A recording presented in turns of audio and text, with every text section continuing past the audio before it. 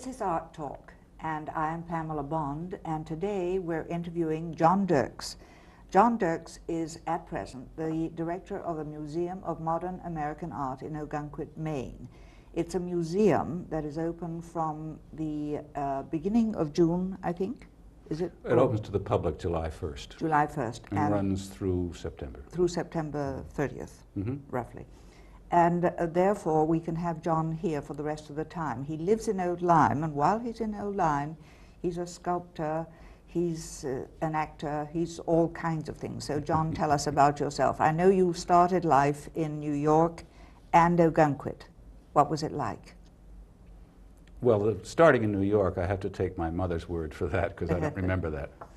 But Ogunquit, Maine, a little village on the south coast of Maine, is really the biggest continuity in my life, because every summer we went there.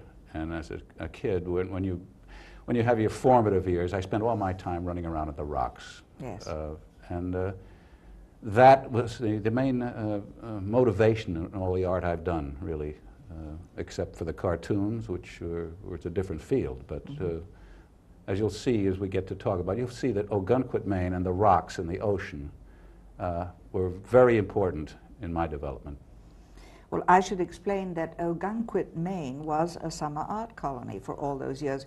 In a way, it still is, except that it's a year-round art colony now. But it was just as important, in fact, possibly more so, although I hardly dare say it, as Old Lyme in those days, was it not?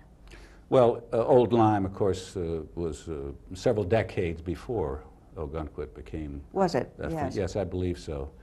And Ogunquit now, although it's still a center, it's sort of like it's grown up and become a collection of galleries. Yes. And you don't get the innovative art influences that you did back in the 30s. And you had some wonderful artists there, including your father, who was, besides being the cartoonist Rudolph Dirks of the Katzenjammer Kids, was also a very fine artist. I've seen a great deal of his work, and it's wonderful work, and is fortunately represented in the museum up there. He's a fine painter, and as a matter of fact, he exhibited in the famous exhibition in 1913 in New York City.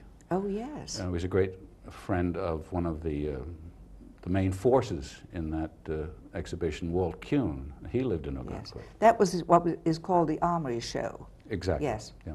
And he sold a number of paintings there. He painted in Holland, and some of his paintings, I don't know where they went. They were bought by collectors, yes, and they've been lost for a long time.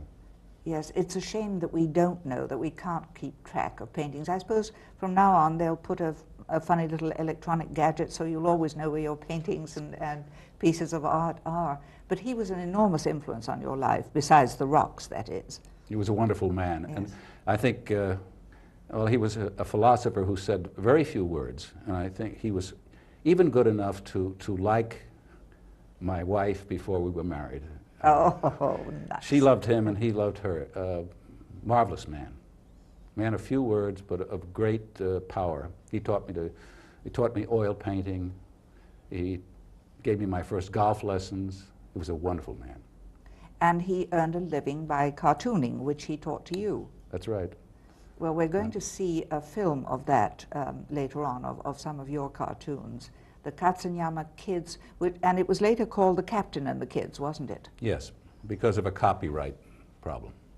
Yes. He went from Hearst to Pulitzer, and it's a long story, yes, but it's in all the books. And you did this cartoon. You followed him, allowing him to rest a bit, for some 30 years, was it? Between 25 and 30, yes. I started helping him, and then gradually he had a fall, broke his leg, and he said, I need a hand. And you know, when he was just a few months before he died, at 91, I took him across Broadway to get a haircut. And on the way back he said, geez, I wish I could give you a hand. Can you imagine that? Oh. At 91. At 91, yeah. Yes. Because he'd done it all his life, and he knew it was a job, you know. Yes. Never-ending Yes. job. You had to, if you wanted to go on vacation, you had to get 2 weeks ahead and so forth. Great man. Well, he certainly did. He certainly led you into a very happy, very interesting life. And I think you're a very lucky man. I also think you're one of the funniest men I ever met, and I suppose that's because you had to produce a gag a day, as you said. Well, not a day. It was a Sunday page always. Yeah. But I think since after 25 years of doing it, I'm much funnier now because I can enjoy the comics instead of having them, you know, Yes, on yes. my back. Yes. But I love them. Every time I look at that, the first thing I do in the morning is go to the comic pages, and I've got my favorites. Well, they must be doing reruns because you see it's still in Mexico and in Brazil. I didn't know that. Yes. Well, now we're going to the film that we took in your house, and we will explain to our audience as much as we can about it, or rather you will. You're the man who knows.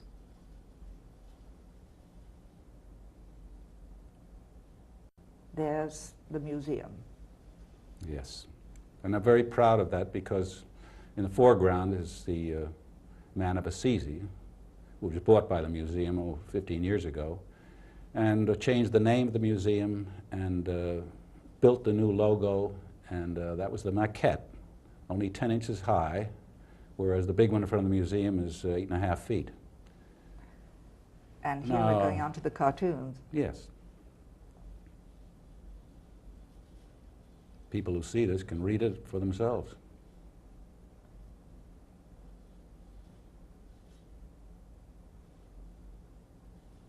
The comics on a Tuesday.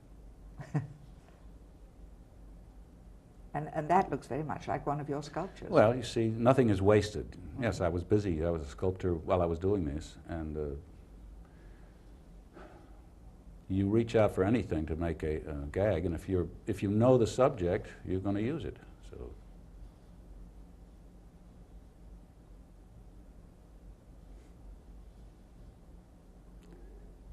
The dialogue and the dialect it's much nicer if you don't hear it out loud. Mm-hmm. I think that's true.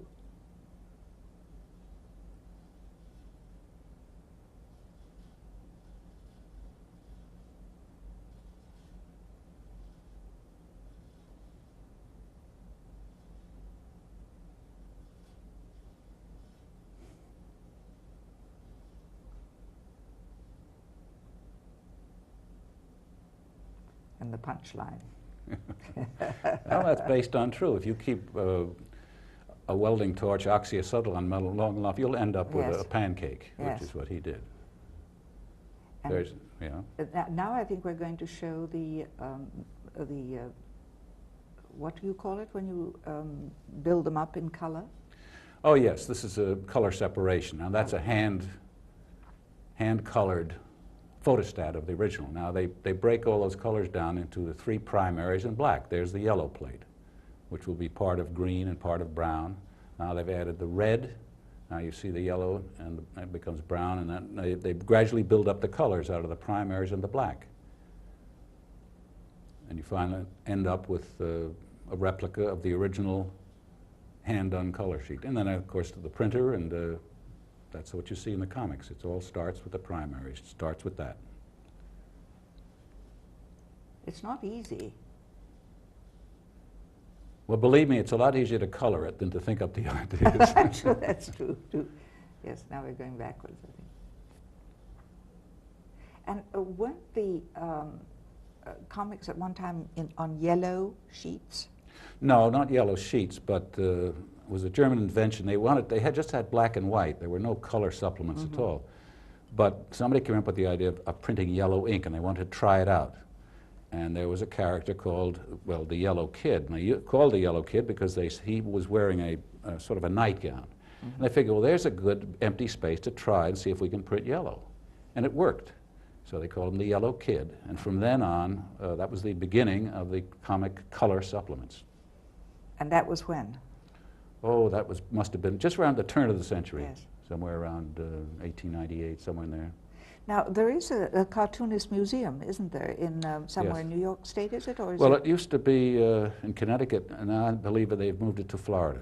Oh, I see. Yeah. Well, Incidentally, my father was the first comic artist to be elected unanimously to the Cartoonist Hall of Fame, which was very nice. yeah, I should think so. Yeah. Now, we saw a poster of the museum, and you told me once when we were looking at the museum that there was once a fountain there that inspired you, and that's where your ideas for fountains came Yeah, from. it was about 1957, I think, and I was doing the captain of the kids Yes. in those days. And I went up there, and just to the right side there was a fountain about 8 feet tall by George Curtis, strangely enough, from Owl's Head, Maine. Mm-hmm. And because it was recirculating, it was a tree, water went from leaf to leaf, and he called it humorously the automation plant because it was circulating. Yes. Well, I looked at it, and I just went absolutely cuckoo. It's like I just came out of the egg again. Oh. And I made a little sketch of it, and when I got back to Westchester, where we lived in Ossining, I made a little one about 3 feet high. Mm-hmm. I didn't know how to weld then, and it worked. Yes. It's long since been put on the dump, but it was the beginning. And then I made an 8-foot one, and I thought that was the end of it. Somebody came to the house, saw it, and they said, would you build one for me? Mm-hmm. And then a gallery in New York saw it, and I started getting very busy. I'd do cartoons all day, and then go down and weld at night in the shop. And I think I sold about 15 fountains the first year. Oh my. I was so happy. Yes. And this was in New York? Yes, New York Gallery. Yes. Yeah. Which, and that wasn't easy to find a place to No, it weld was the in opposite. The gallery called me up. Oh my. They happened yes. to see it in an apartment in New York, Yeah. and they said, could you have one next month? And I said, yes. And it really went away. And now I suppose it's been 400 and 500 fountains I've built since then. And 400 or 500, good Mhm. heavens. And Yep. some were very large, some are very large. We're going to see a tape of of his fountains. You won't later see the on. largest one, which No. has been in Bridgeport, in the lobby of Oh. a hotel for over 25 years now. Still running. Oh. And you did one, I believe, for somewhere in the Caribbean, St. Martin, was it? 2 at St. Martin, and I think there's one in Hong Kong, and they're in about 40 of the states, Mhm. all over. How nice. I've been slowing down a Yeah. little bit, spending more time golfing, but Yes. it was a wonderful finding and whole Yeah. new career, it really was. But you've always worked in a small space, I gather. Necessarily, yes. Yeah. Yes, because I never envisioned having big things, you know. Mhm. And one of the largest ones, the one was in Bridgeport, I made in 2 pieces to scale and never assembled it until I got it out of the studio. Hired a truck and delivered it. And where did you learn to weld?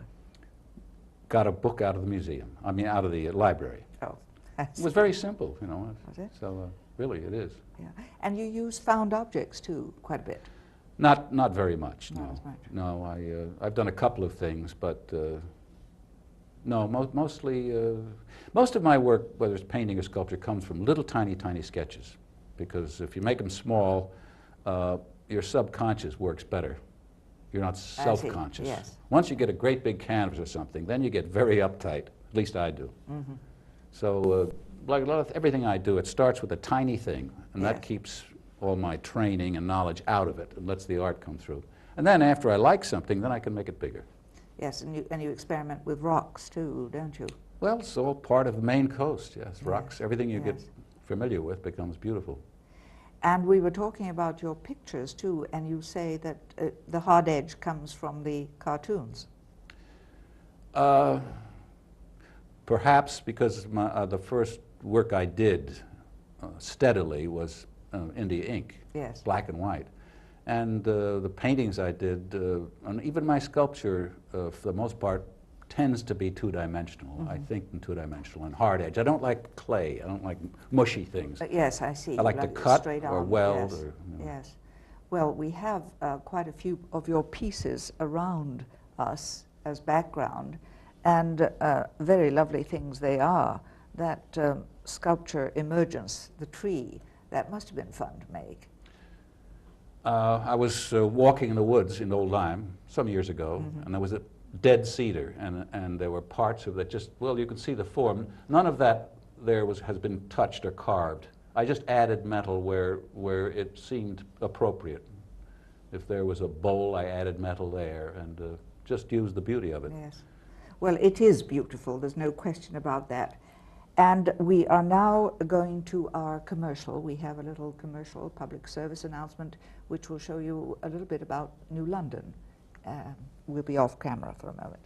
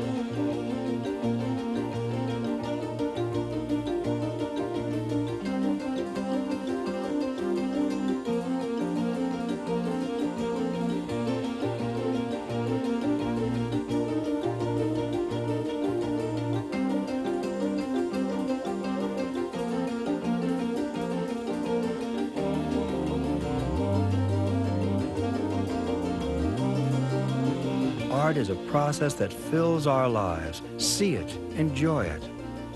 This public service announcement is brought to you by the Griffis Art Center, New London, Connecticut. And now we're going to see a B-roll, what I call a B-roll film of the fountains that John has done. You'll notice that in some of them the music, the water makes them move. We will have a music voiceover instead of ourselves speaking. But the water makes them move, and that's a matter of hydraulics. Where did you learn hydraulics? I didn't learn it. I wanted something that would turn slowly, and I invented a very simple gimmick. Just the falling water makes it turn. Very easy. And of course, they are recirculating. Yes. So there's no waste of water or anything. And you incorporate a receptacle for the water into the fountain itself. Yes. Some of them, when they're outdoors, the base that holds the water is underground. Yes. Some of them sit in outdoor pools. There's a lot of ways to do it. Yes, that would be lovely. And the lovely tinkling sound of water. Was it, I think it was King Hussein who was so happy in England because there was always the sound of water. It was always raining. Someone asked him if he minded the weather. He said not a bit. He loved the sound of water coming down. Well, you know, speaking of art, the best art is when you don't know where it comes from. Yes. And it was only after I'd built a lot of fountains that I realized it was the result of my running around on the rocks and watching tide pools and water running over things. Yes, That's where it came from. Well, now we're going to cut to the film of your fountains, and our viewers will be able to see what all these rocks and waters and such inspired in you.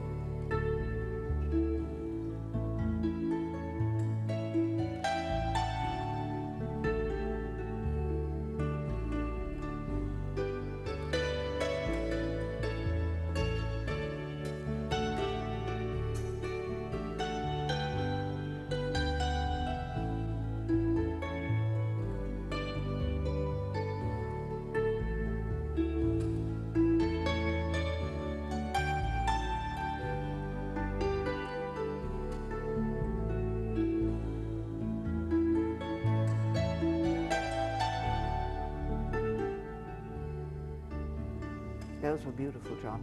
Those were absolutely lovely. It must be an inspiration to have them around. Well, part inspiration. Actually, no.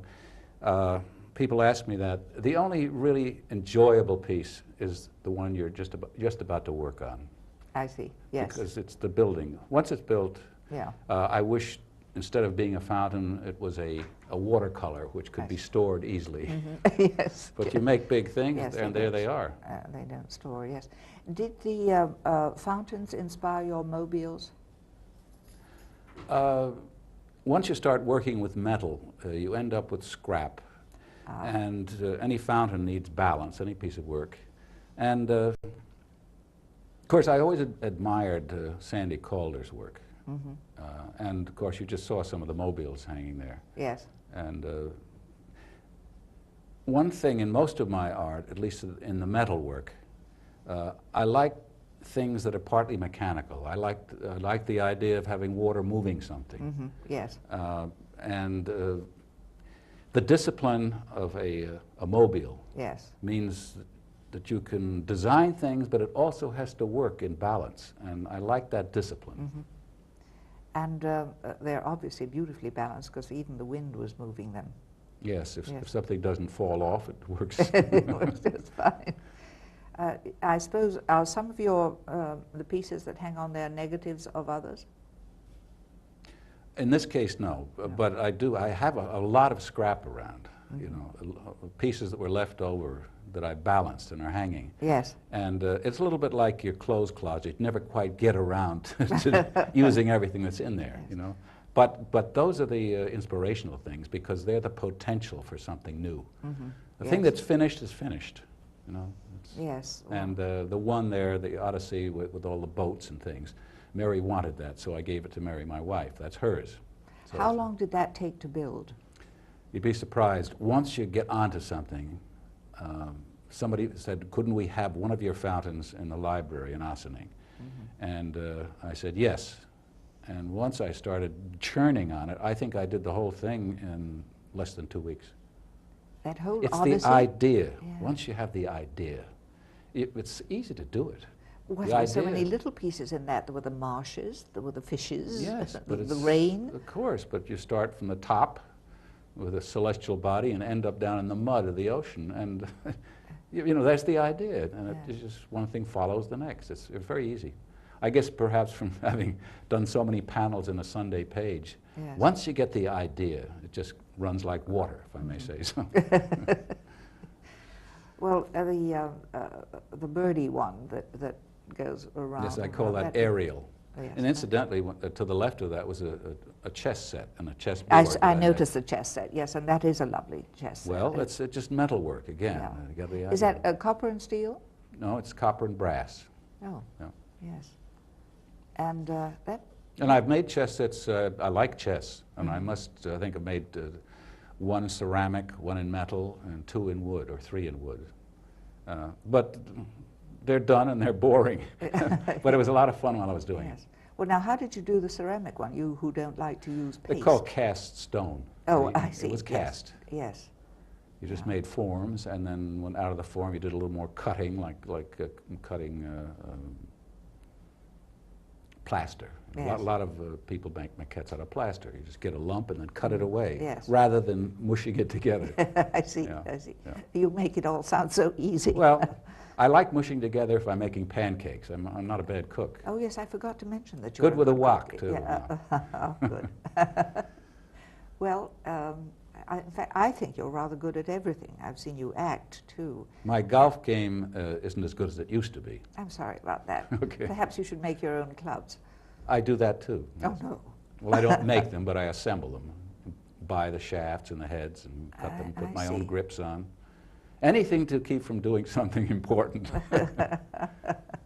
Well, there was one that was obviously part of a fountain. It was in a corner in our bureau. Yes, that was a background. I did something years ago with a background, and I called it Girl in a Grotto, and it was a kind of an abstract nude. I see. In a grotto with water pouring down over her. Mm-hmm. And I had an idea of doing something similar in ceramic, a big sea stone. Mm-hmm. But it was one of those failures. And if it had been a watercolor, you could have torn it up and thrown it out. But I still have that background, hoping that I'll have an inspiration to put something there. I don't want to throw away the tank in the background. Of course not. That is known as recycling. Very important today. Sort of, yes, sort of.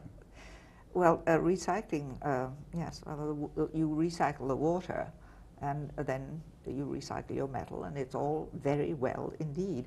Now, we are going to show a film of your studio, which will show our viewers exactly how small a space John needs for these extraordinary inspirations. He's also rather tidy. You'll notice that where he keeps his tools is very well organized. This is a joke, I'm sure.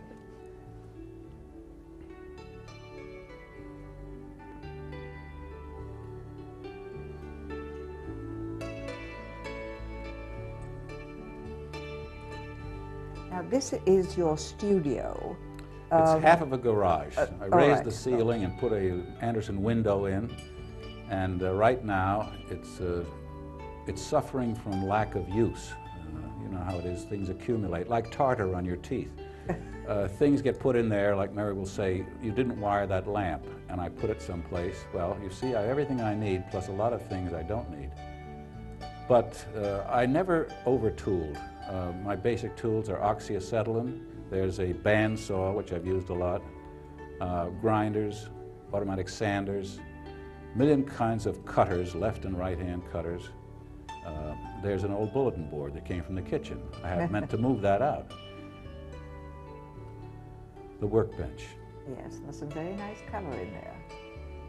And that's my own invention. In the background, all the files and tools and whatnot, I just got 2x4s, drilled a million holes in them, and just stuck things in. But they work for me.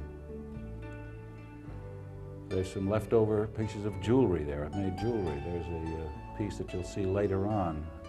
Two pieces called Paradox. Paradox 1 on the left and Paradox 2 on the right. Both the same idea, a round hole out of which fell a square piece, and so forth. There's assorted jewelry and silver chain and whatnot there. Leftover parts from belt buckles I made, rings. Well, we're going to see some of the finished pieces. These are finished pieces, of course. And I love the idea. There they are. Yes. Well, you can see them. You get the idea. Square hole, round peg, round hole, square peg. There are two small things. On the right is, I call the prayer.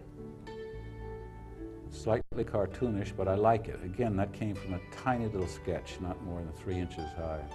Those are really drawings in wire. Exactly, yes. Exactly. And I go to great effort to leave the sketchy parts. You see the legs there? Yes. When I make a sketch that I like, there's ecstasy, a little man in joy. On the left is called family. It's a man, his wife, as you'll find a baby in her arms. Ah, now you see sea stones. This is called the Aeneid. And you have not done anything but polish No, stones? they're two sea stones, they're epoxied together. Here's one, a group called the Emissary. Obviously a little flying saucer is met on the left, and he's being met by a typical committee, slow-moving committee from Earthlings, Earthlings, and they're saying, well, do you have a passport? Again, two sea stones simply put together with epoxy. Polar bear. Works very nice. It works beautifully. And here's some of your jewelry. Yes, some of the pieces. These were two pieces of what they call beach glass, a blue on a green. You can't see the color. Another sea stone, just caged in silver wire. A pendant. I've made my wife a lot of jewelry. That's wonderful black, isn't it? Now, she is Leo Virgo. There's the lion and the virgin. It's a large pendant made copper with silver melted over there. Silver earrings on the top right, and another, well, it's a tumbled stone, again caged in silver. Here's a watercolor painting of mine, mixed media, called Landscape Still Life with Artist. There's the artist painting the picture that you see in the background.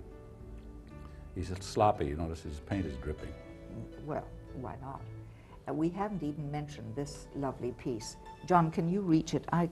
Because I want to turn it a little. You can turn it. If you've ever been going into the ocean, you know, and even whatever temperature of the water is. It's called wave. It's simply made out of a heavy bronze. And it's an abstract, as you can turn it, it's a breaking wave without being wet.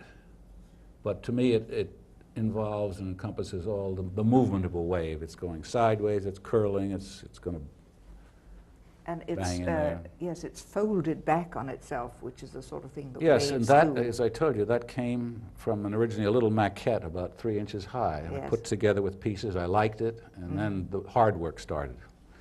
The hard work of making metal, do what you want, is not as hard as getting the idea. I see. Once you have the idea, you can do anything. Yes.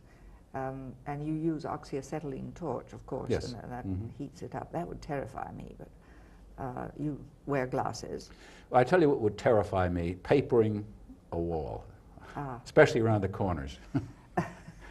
It all, you know, it all depends on what turns you off.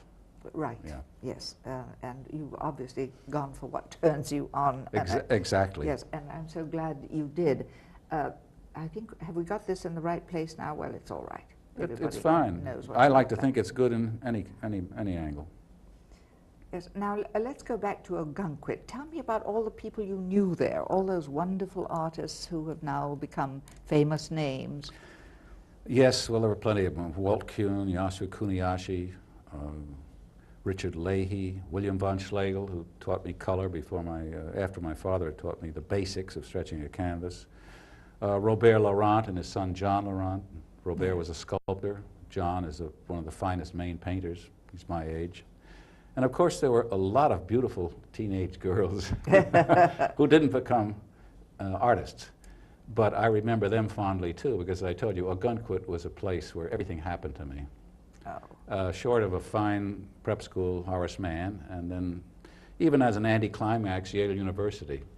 But they all take secondary spots to Ogunquit, because that did everything for me. What did you major in at Yale? English. I see. But I took all the art courses available to me, even history of art, which never interested me that much, because I think history of art should be taught like crackers in one little piece. Otherwise, you go to sleep. And basically, I was always interested in doing something, not learning about what somebody else did. I didn't quite get the reference to crackers. Instead of one long piece of dough, they break it up into lots of little crackers. I see, and yes. art history should be done that way. Study this period in Spain for this 10-year period. Then it's digestible. But when they start back with the cave drawings and end up in the Renaissance, by that time it's just too much. You can't Yes. digest it. I see. Well, whatever you did digest turned out pretty well, John. It wasn't my fault.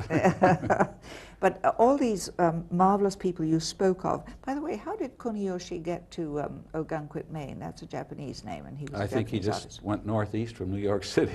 I see. Actually, there were a lot of cartoonists that came up there, too. That's what made it so vital. It was and I mentioned in one little article that a lot of the artists were brewing their own beer back in the 30s.